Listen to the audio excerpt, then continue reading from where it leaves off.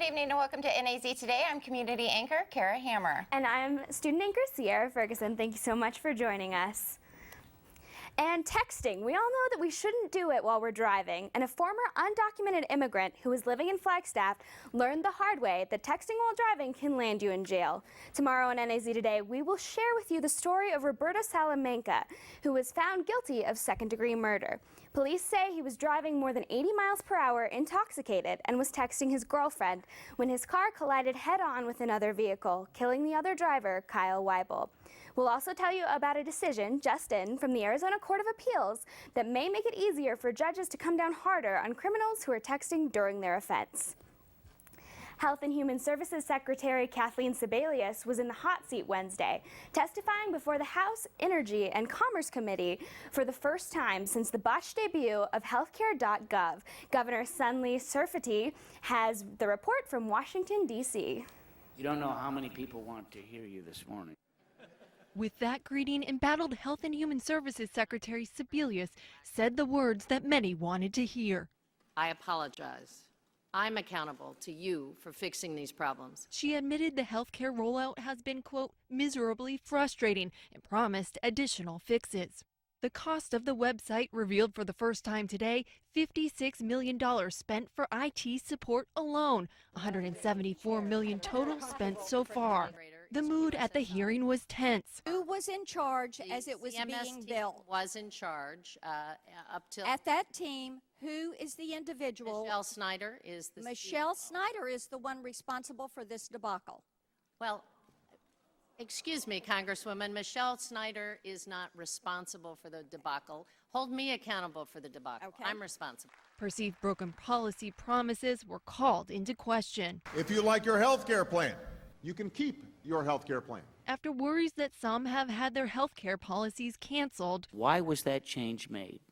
And did the president know it? Sebelius insisted the president is keeping the promise. There was no change. She said people can keep their policies under a grandfather clause within the law. Next deadline, November 30th, when Sebelius says she expects the website will be running better. I know that the only way I can restore confidence that we get it right is to get it right. That clock is ticking. In Washington, I'm Sunli Sirfati. An hour-long police chase that crisscrossed Phoenix ended after an SUV collided with another vehicle and then proceeded to drive into a tree. A man and woman in the SUV then fled on foot before being apprehended by officers. Phoenix police say the two remain hospitalized with undisclosed injuries and will be booked after their release. The chase began around 9:30 a.m. when a man fled from police responding to a call about a possible burglary. The chase ended when unmarked police cars tried to stop the SUV. For most of the chase, marked police vehicles stayed back while a police helicopter tracked the vehicle. In an effort to save funds, snow removal operations will change the way Public Works will plow the Flagstaff streets.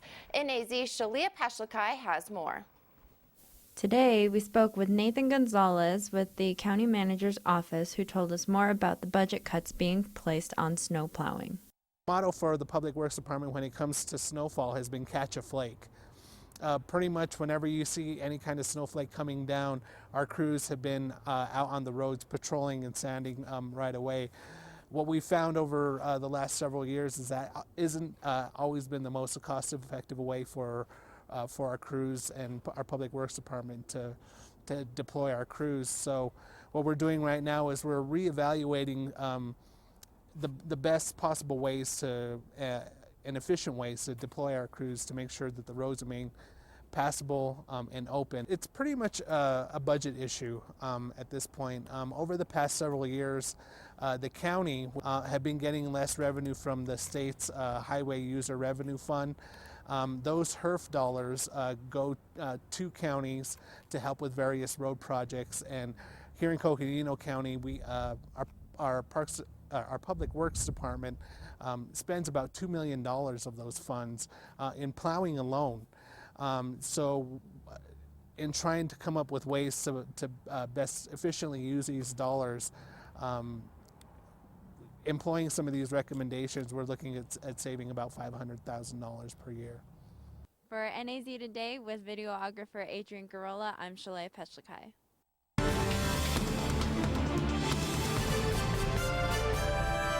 lies ahead for One Mobile Home Park in Flagstaff. And find out why a local hockey player is growing out his long blonde locks. Good evening, everybody. I'm meteorologist Lee Bourne. Peaks breaking out in all their glory today. Looking proper around here for the last few days of October. A few inches of new snow up there. Coming up, we're going to talk about the forthcoming forecast, goes into trick-or-treating forecast, and the upcoming weekend. Stay with us. You sure you don't want some? It's chamomile. Listen, you are extremely terrifying. Just the scariest undead subhuman thing on TV, and I really mean that. But I am worried that you could give my kids nightmares if they see you, so I'm gonna have to block you. So that's it. Oh, and tell the zombies they're blocked too.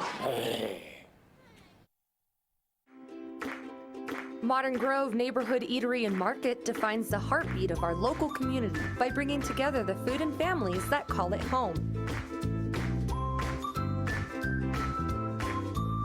Modern Grove, located on South Milton Road, open daily from 7 a.m. to 10 p.m. Come enjoy the aroma and taste of our homemade bread, pizzas, and much more. Sit outside on our patio for a relaxing afternoon beverage. For over 20 years, and with more than 65,000 success stories, Coconino Community College is vital to your future. I'm Gary Smith. I earned my basic detention officer certificate at CCC and worked at the county jail in Flagstaff. More recently, I enrolled in a welding class. This lifelong learner is proud to support CCC. With your support, Coconino Community College will remain efficient, effective, and excellent. Welcome back. Coconino High School received a federal grant aimed toward creating a safe place for students. NAZ Today's Melissa Aguilar found out what students are doing to help put an end to bullying. With the amount of violence and bullying students experience all across the nation, Flagstaff schools are making changes to create a positive environment where students feel safe and supported. This year, Coconino High School launched a compassion campaign where they introduced Rachel's Challenge to promote kindness and acceptance. There was a girl named Rachel, and she went to the Columbine High School where the shooting was at, and she was one of the first to die. And after she passed away, her parents found a notebook in it that had essays she wrote. And it talked about the chain reaction of kindness, how everybody can be kind and gentle. No one can feel like an outcast. You can be the best person you can be. Even small things, just saying hello to someone, helping someone out, and not looking for reward afterwards, just being a general kind person. Even though bullying is still an ongoing problem in schools, students are being taught to embrace their cultures and differences to accept one another. We have a very diverse population at Coconino High School, and so we want to make our students feel as comfortable as possible and to let them know that we embrace every student as an individual, and that if they want to, that they as individuals can also make the community better. Rachel's Challenge has been such a positive impact at Coconino High School that staff members only hope that it continues to grow. And we hope too that this compassion campaign will go out to the community at large. We're so excited at the support that we've had from the community. We had our parent night and it was well attended, and it's just been a wonderful thing for all of us. Reporting for NAZ Today, I'm Melissa Aguilar with videographer Tyler Whitman. Well, everyone has a story, and one player on the Division III Ice Jacks is letting his hair down to tell us more. NAZ Today's Josh Schwartz sat down with Tyler Slazis to find out what he's doing to make a difference. Every Ice Jack has a story, but defenseman Tyler Slazis has one that truly deserves to be told. At first, I didn't really know what was going on. And then I really started to realize that it really was a big deal. You know, cancer's a pretty scary thing, and you know, I was pretty upset. Tyler's mom was diagnosed with breast cancer a few years ago, and in support, he decided to grow his hair out for locks of love. He's been growing his hair for over 2 years now and is still going strong. The story behind my hair, my mom was diagnosed with cancer a couple years ago. She beat it, but I told her that I would grow my hair out and cut it for her and donate it to Locks of Love. So it's been about 2 years now, and I was going to cut it this summer, or this October, but now I'm going to cut it next October for Breast Cancer Awareness Month.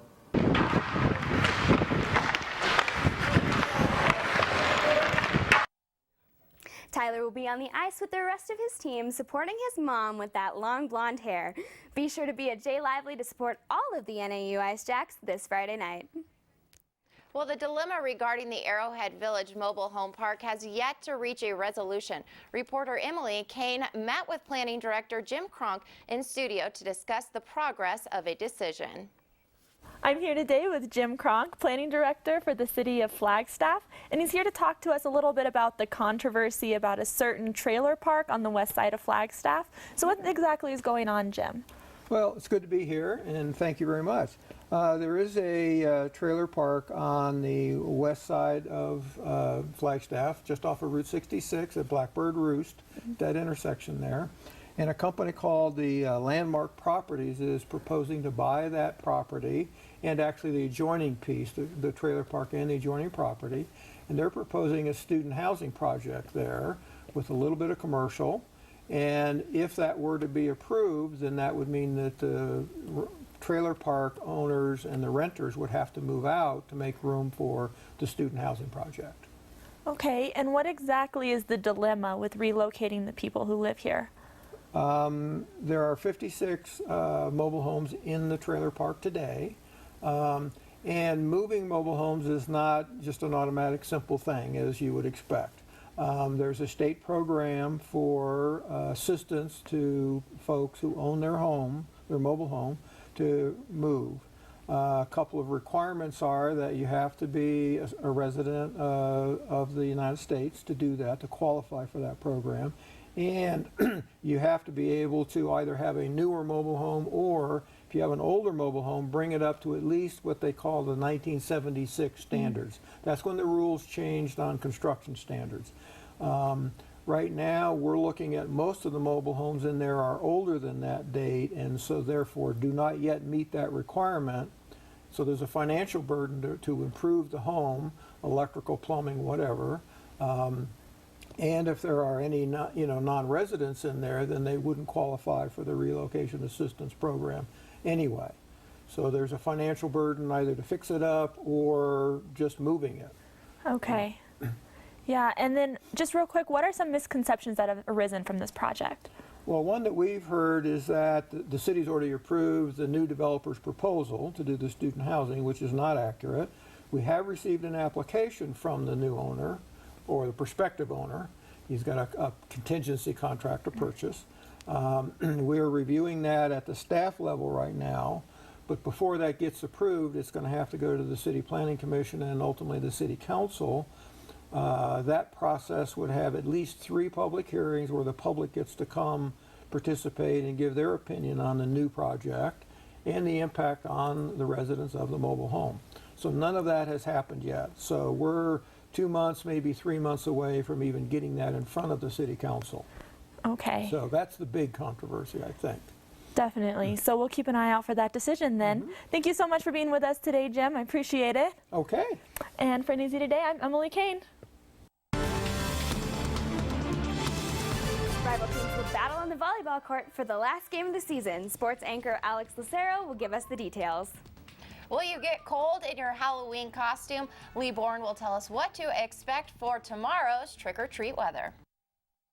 Hi, I'm Lee from the Ski House in Flagstaff, Arizona, and I'd like to show you a little bit of our ski store. We've got the newest products for 2013 from Line, Armada, Rossignol, Scott, Marker, Full Tilt, and many others. If you see something on our wall and you want to try it, take part of our demo program. We have hundreds of demo skis you can try before you buy for as low as $45 a day. So come on up to Flagstaff when you're going out to the Arizona Snow Bowl, and you can be as stylish as our model Holly. She's got some of the latest helmets from Burn, Spy, Nomis, and pants from Sessions. Not just stylish, but also technical. Ski House, we got you covered, any budget. Keep up with NAZ Today by adding us on Facebook, following our Twitter account at NAZ Today, and subscribing to our YouTube channel. Stay connected with us no matter where you are. Tonight's NAZ Today weather is brought to you in part by Terry Markson Chevrolet Cadillac in Flagstaff.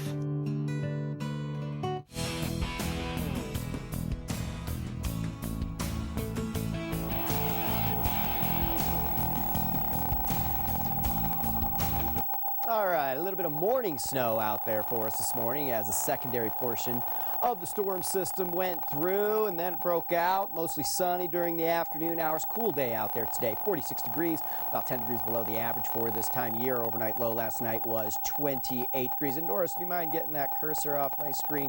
No hurry there. We did get 0.04 of an inch of precipitation this morning with a little bit of snow. Yesterday it was 0.07 of an inch of precipitation, bringing us up to just over 3.5 inches since September 1, and that's just below the average for this time of year. Okay, we take a look at it on the satellite. Here we are in Arizona. Here's the whole main storm system. You can tell now it's well off to our east, clearing skies behind it as the storm system moves off into the center portion of the country. You just see it barely there on the lower portion of your screen. I'll take a bigger look at this thing. It's going to be a much bigger storm for much of the deep south, and right now going through the Mississippi River Valley. Some pretty strong thunderstorms rolling through here. Some severe thunderstorm watches out. We might even see some tornadoes along this cold front over the next 24, 36 hours. Tomorrow it moves into Tennessee and Ohio River Valleys. Very wet Halloween day, all the way from the deep south up into that area I just mentioned, and eventually the storm system will make its way up off into the east coast. Not a very cold storm system. It's a lot of tropical moisture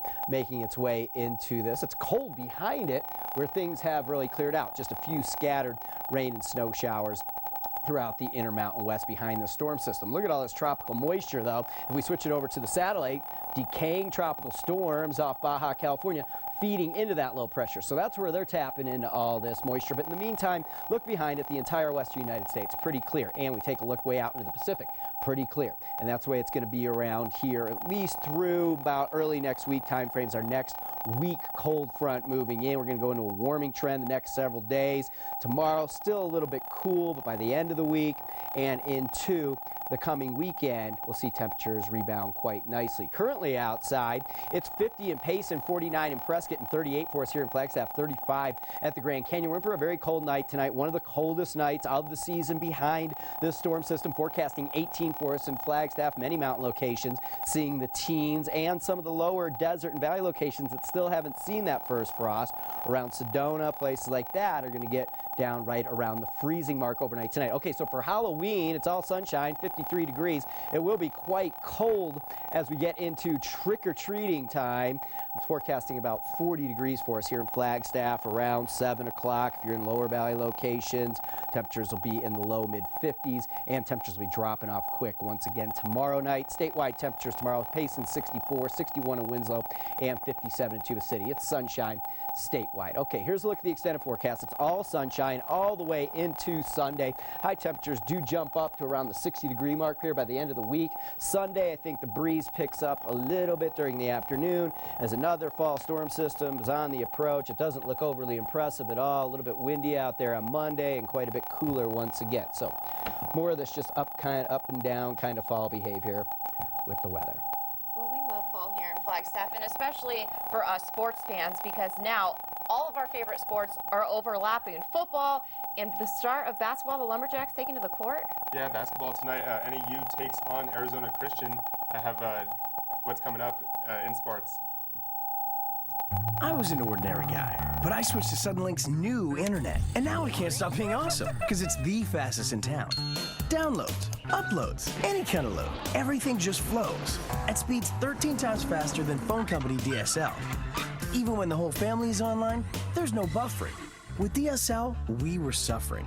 Yep, anything the phone company can do, I can do faster. Now that I have the next big thing from Suddenlink. Now that I have a house full of easy.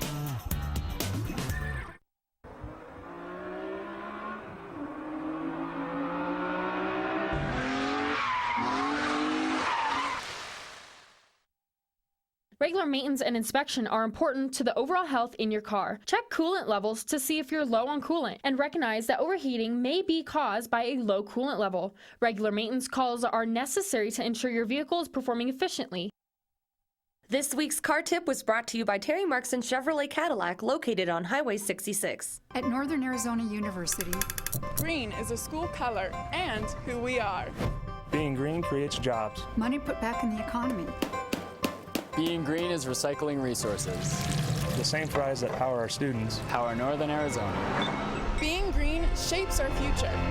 Through research and education, we will make a difference. At Northern Arizona University, sustainability is a principle we believe in.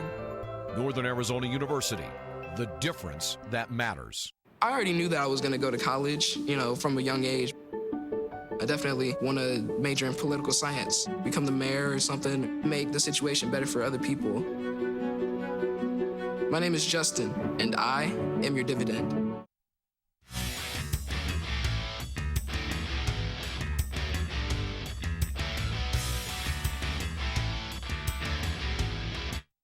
Well, as high school volleyball is coming to a close, playoffs are right around the corner. Last night, the Coconino Panthers took on the Cortez Colts, trying to make a case to get into playoffs. It was senior night for Coconino, and senior Marissa Hoffman made sure she'd go out right, spiking this ball right into the Colt defense. The Panthers took the first set easily, 25-7, as all seniors started for the Panthers. And then junior Kirsten Fowlers took the game over, getting blocks, getting kills, and overall just did work on Cortez, finishing with 13 kills and 6 blocks.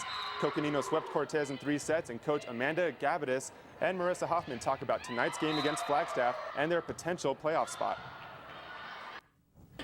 We're just going to go in there and I think just have a little bit more belief in ourselves. I think sometimes we lack in that, but I think we have all of the tools to be successful. We just have to go in there and believe in ourselves and have confidence. It's a little nerve-wracking because we all definitely want to go, especially me being in my last year. I've never gone before, so it'd be awesome to go.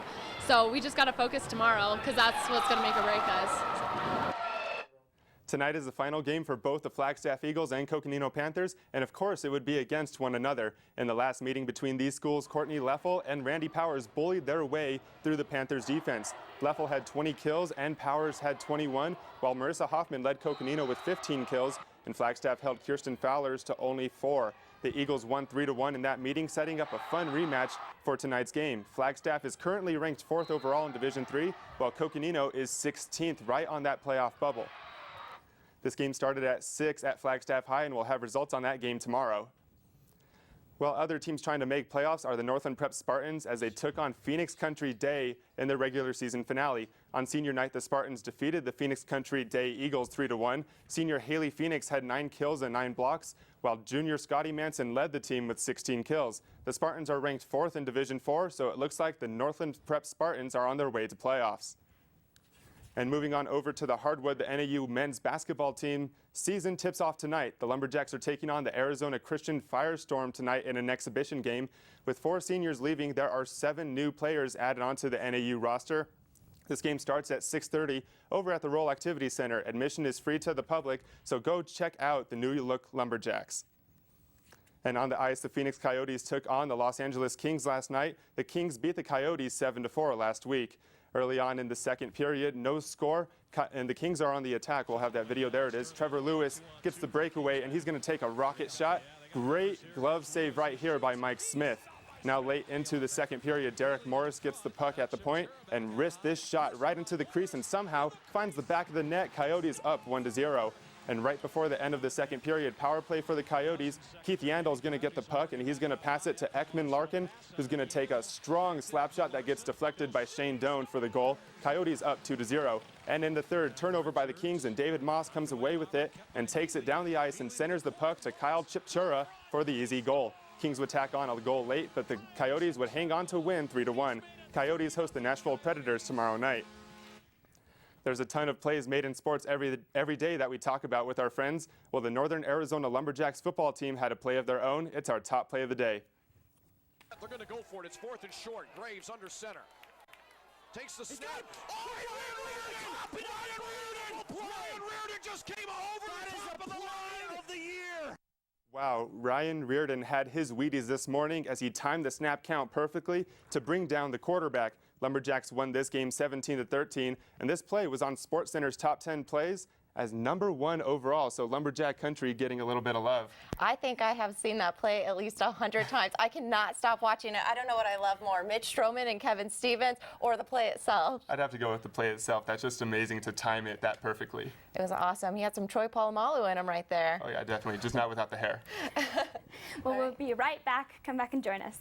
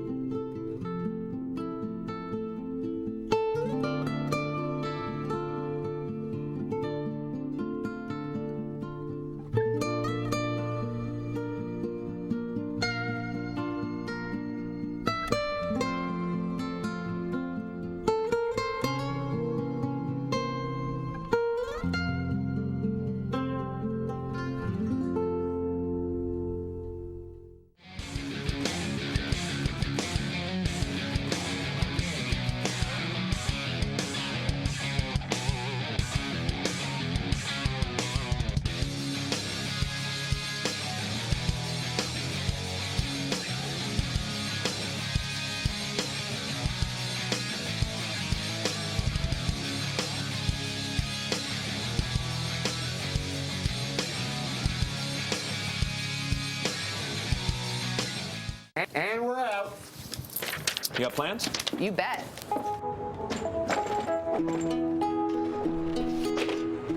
$50 million Americans struggle with hunger, but we can do something about it. Excuse me. What's going on? Dinner. Please join me in helping put food on their tables. Together, we can feed America. You guys keep going. I'm going to get the plates. Plates? Find your local food bank at feedingamerica.org/hunger. People think I'm trash, but they're wrong. Today I'm just an aluminum can, but one day I could be a stadium.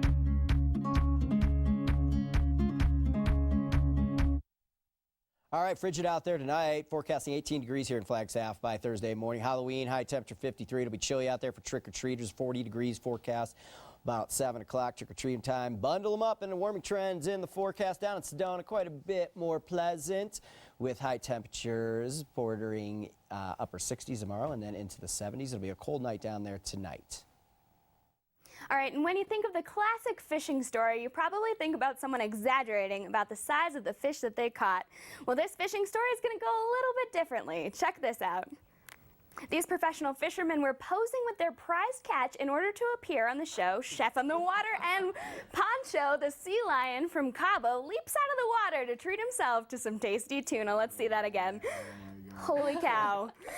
That is absolutely That's one of his easier hilarious. catches. Right? I feel like the seagull in the background was a little bit miffed because he missed out. Yeah, that sea lion's going to have good sushi. All right, well, thank you for joining us tonight.